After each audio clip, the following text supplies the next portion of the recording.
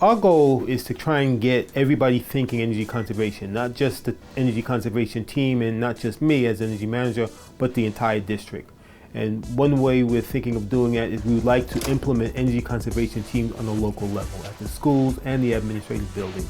Turning out lights, making sure you turn off your computer screens when you're not at your desk. It made sense to introduce solar at 15 schools. Once you reduce the energy usage at a facility, now if you implement solar, that solar plant can be smaller. If you produce more energy than you use, the excess energy that you produce goes back up into the grid, and Dominion will pay us for that. The best way to save money for the district is not scheduling HVAC and lighting when we're out of hours, but when we do need it, someone has to schedule that, and that's one of the responsibilities I have.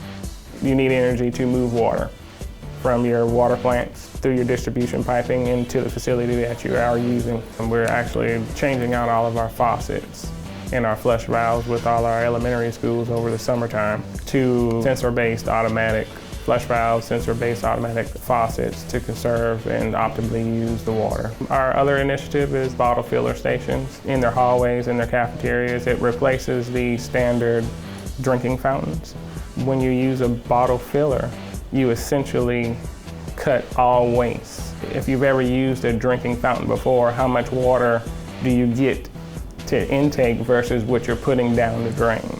So using the bottle fill stations actually decreases the waste. I think we're good stewards of our environment. We've seen virtual computing evolve into where we're at today with hyper-converged infrastructure. Everything's come together where we now have massive amounts of resources.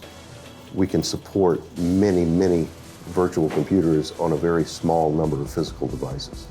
The virtual servers run on a cluster of hosts. On those 5 servers, we run virtually over 120 servers. It can move those things around as it needs to balance resources.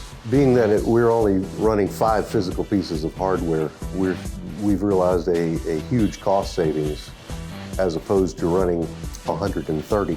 And each site within the district, we have a virtual server. So where we formerly had 3 to 6, sometimes 8 physical servers, all those are now condensed and running on one box. That's a huge cost savings too.